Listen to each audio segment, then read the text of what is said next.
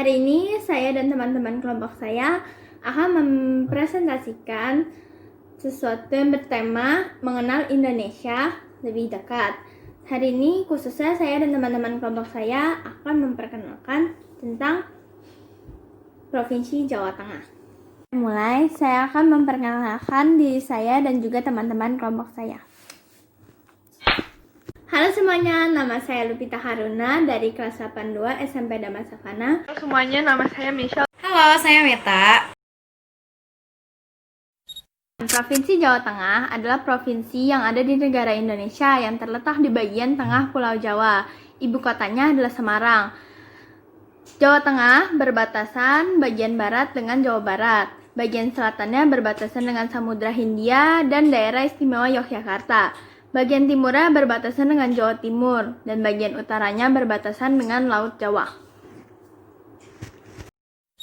Terbelakang Jawa Tengah. Provinsi Jawa Tengah diapit oleh dua provinsi besar yaitu Jawa Barat dan Jawa Timur. Letaknya di antara 5 derajat 40, 8 derajat 30, dan 111 derajat 30 bujur timur, termasuk Pulau Karimun Jawa. Jarak dari barat ke timur adalah 263 km, sedangkan dari utara ke selatan adalah 226 km. Penduduk Jawa Tengah. Jadi Jawa Tengah ini memang daerah yang ramai ya. Jadi dia memiliki banyak penduduk karena Jawa sendiri memang pulau di Indonesia yang paling banyak penduduknya. Jawa Tengah ini dari survei yang saya dapatkan ini dari tahun 2010 sampai tahun 2035 ya. Surveinya itu ada sekitar 34.718.208 jiwa dengan populasi perempuan yang lebih banyak daripada laki-lakinya. Suku-suku yang ada di Jawa Tengah antara lain Jawa 97,86%, Sunda 1,40%, Tionghoa 0,43%, dan Batak 0,07%. Lalu selanjutnya saya akan membahas tentang pakaian adat Jawa Tengah. Nah, pakaian adat Jawa Tengah ini ada sangat beragam, sangat banyak. Jadi saya akan menceritakan satu-satu. Yang pertama itu adalah Jawi Jangkep. Jawi Jangkep ini adalah pakaian adat yang dipakai pria yang hanya digunakan dalam acara resmi. Jadi kita nih nggak boleh gunain ya kalau misalnya hari-hari biasa gitu. Jadi cuma buat acara resmi atau acara formal. Lalu selanjutnya ada kebaya. Siapa sih yang nggak tahu kebaya? Nah, kebaya ini juga pakaian adat dari Jawa yang tentunya juga dari Jawa Tengah ya. Kebaya ini memiliki banyak corak dan jenisnya yang berbeda-beda, juga memiliki warna yang berbeda-beda, ada yang warna gelap, ada yang warna terang, jadi terserah kalian mau pakai yang kayak gimana. Selanjutnya batik, wah ini udah mendunia ya, levelnya udah internasional. Batik itu juga ada batik yang dari Jawa kan, batik adalah pakaian adat yang sudah tersebar ke seluruh Nusantara, juga internasional kan. Nah, batik ini bisa digunakan untuk menghadiri acara formal seperti acara ulang tahun, acara nikahan, dan lain-lain sebagainya. Juga batik ini sebenarnya bisa dipakai untuk hari biasa ya, karena batik memiliki bahan yang nyaman. Selanjutnya itu adalah kanigaran. Nah, kanigaran ini adalah pakaian adat yang hanya bisa dipakai oleh kaum bangsawan. Jadi kita yang bukan bangsawan ini nggak boleh pakai. Kenapa? Karena kanigaran ini memiliki nilai tinggi dalam setiap unsur-unsurnya. Jadi di setiap unsur-unsur dalam pakaian adat kanigaran ini nggak bisa sembarangan dipakai sama orang lain. Jadi cuma hanya bangsawan saja yang boleh pakai. Selanjutnya adalah surjan. Surjan adalah pakaian adat yang digunakan oleh pria, jadi bukan wanita ya, pria, agar terlihat santun. Biasanya surjan ini juga dipakai untuk melayani tamu, jadi mereka pakai seragam. Mereka pakai pakaian adat surjan ini saat melayani tamu mereka. Lalu selanjutnya ini yang terakhir ya, sebenarnya mungkin masih banyak pakaian adat yang bisa saya bahas, cuman dari survei yang saya cari saya hanya menemukan segini. Nah, ini adalah basahan. Basahan adalah pakaian adat yang digunakan perempuan untuk melakukan acara pernikahan. Jadi basahan ini dipakai oleh mempelai wanita dalam upacara pernikahan mereka. Dan Kerajaan Jawa Tengah. Sejak abad 6, banyak terdapat pemerintahan kerajaan yang berdiri di Jawa Tengah atau Sentral Jawa, yaitu Kerajaan Buddha Kalingga Jepara yang diperintah oleh Ratu Sima pada tahun 674. Menurut naskah atau prasasti Cangga tahun 732, kerajaan Hindu lahir di Medang, Kamulan, Jawa Tengah dengan nama Raja Srijaya atau Rakai Mataram di bawah pemerintahan Rakai Pikatan dari dinasti Sanjaya. Ia membangun Candi Roro Jonggrang atau Candi Prambanan kerajaan Mataram Buddha yang lahir di Jawa Tengah selama pemerintahan dinasti Syailendra. Mereka membangun candi-candi seperti Candi Borobudur, Candi Sewu, Candi Kalasan, dan lain-lain. Sumber daya alam yang berasal dari Jawa Tengah yaitu granit dari Jogja, kapur dari Jawa Tengah, manggaan dari Jogja, marmer juga dari Jogja, pasir kuarsa dari Jawa Tengah, tembaga Irtamaya, teras dari Gunung Muria Jawa Tengah, yodium dari Semarang, pasir besi dari Cilacap, fosfat dari Purwokerto. Tari tradisional Jawa Tengah, contohnya Bedaya Katawang. Tarian ini dipertunjukkan untuk acara resmi saja. Arti tarian ini adalah penari wanita dari Istana Langit. Busana para penari biasanya menggunakan pengantin adat Jawa. Musik yang dimainkan biasanya gending ketawang, bisa juga gamelan. Tarian gembyong yang berasal dari daerah Surakarta juga merupakan tari tradisional daerah Jawa Tengah. Tetapi tarian ini hanya sebuah tarian rakyat dan diadakan ketika memasuki musim panen padi. Sekarang tarian ini diadakan saat acara sakral dan juga sebagai penghormatan pada tamu.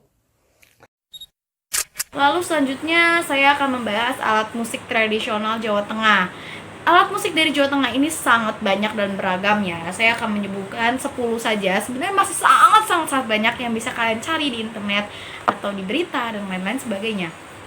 Jadi ada 10 alat musik yang saya pilih yaitu demung, saron, gender, gong, gambang, siter, suling, kenong, kendang, dan rebab. Saya pilih beberapa alat musik yang memang jarang sekali orang yang tahu seperti saron, gender. Bahkan saya sendiri baru mendengar setelah saya survei ini. Jadi langsung kita jelaskan satu-satu bagaimana cara memainkannya. Demung itu dimainkan dengan cara ditabuh. Nah, demung ini mirip sama saron. Saron ini juga dimainkan dengan cara ditabuh. Jadi mereka tuh bentuknya seperti yang ada alat pukulnya itu loh, yang mereka berbentuk seperti kotak, lalu ada baris-barisnya, lalu dimainkan pelan-pelan sesuai nada dan irama yang kita mau. Lalu selanjutnya ada gender. Gender ini dimainkan dengan dipukul. Lalu juga ada gong. Gong juga dimainkan dengan dipukul. Juga gambang yang dimainkan dengan dipukul. Sebenarnya bentuk mereka ini sama, hampir mirip ya. Selanjutnya ada siter. Siter ini dimainkan dengan cara dipetik ya. Jadi kalian petik bagian, ada senarnya. Siter tuh punya senar. Terus selanjutnya suling. Siapa yang nggak tahu suling lah ya? Suling saya juga udah gak jelaskan, pasti kalian udah tahu. Suling ini dimainkan dengan cara ditiup. Terus selanjutnya ada kenong. Kenong ini dimainkan juga dengan cara dipukul dengan alat atau tangan. Lalu selanjutnya ada gendang. Siapa yang nggak tahu gendang? Gendang ini sebutannya juga kendang. Jadi kendang dan gendang itu sama. Kendang ini dimainkan dengan cara dipukul. Lalu ada rebab. Rebab ini normalnya dimainkan dengan cara dipetik. Tetapi di beberapa daerah rebab ini dimainkan untuk digesek gitu, secara digesek. Jadi bukan dipetik tapi digesek. Dan saya akan membacakan upacara-upacara adat yang ada di Jawa Tengah. 1. Wetanan. Wetanan merupakan upacara adat untuk menyambut bayi yang baru lahir agar didoakan berumur panjang dan dihindari dari malapetaka. Selanjutnya yang kedua ada upacara popokan. Upacara popokan sendiri merupakan tradisi tradisional yang merupakan acara melempar lumpur yang dilakukan warga Beringin Semarang, yang dilakukan pada bulan Agustus pada hari Jumat Kliwon. Selanjutnya ada acara mendok kematian untuk memperingati kematian seseorang setelah 1 tahun. Setelah itu ada upacara padusan untuk menyambut bulan suci Ramadan. Selain itu pula ada upacara-upacara lainnya, antara lain adalah keduren, ruatan, selikuran, kebo-keboan, larung sesaji, ngapati, dukderan, nyandrun, dan juga siraman. Kemudian saya akan membacakan flora dan faunanya. Flora dan fauna yang terdapat di Jawa Tengah yaitu jamujuk, sarangan, paru gunung, kantil, rengas, cemplonan, kemudian luwak, alap-alap capung, raja udang meninting, burung cucak kutilang, ayam hutan merah, ayam hutan hijau, bondol Jawa, burung elang Jawa, burung turolek Jawa, kijang, babi hutan, dan terenggiling. Selanjutnya saya akan menyebutkan tempat-tempat wisata yang terkenal yang ada di Jawa Tengah. 1. Ada Candi Borobudur yang terletak di Magelang, tepatnya 40 km arah barat Laut Yogyakarta. Selanjutnya ada Candi Prambanan yang terletak di daerah Klaten. Candi ini terletak di perbatasan Jawa Tengah dan Yogyakarta. Selanjutnya yang ketiga ada Puri Maerokoco yang ada di Semarang. Ini merupakan taman mini Indonesia indahnya milik Jawa Tengah. Di sini kita bisa menyaksikan berbagai budaya Jawa Tengah seperti pakaian adatnya, budaya-budaya, tariannya, dan lain-lain. Selanjutnya ada Kota Lama, Kota Lama yang terletak di Semarang. Di sini kita bisa menjumpai bangunan-bangunan peninggalan Belanda. Salah satunya ada Gereja Beleduk, Stasiun Kereta Api Tawang, serta Jembatan Mberok, dan lain-lainnya.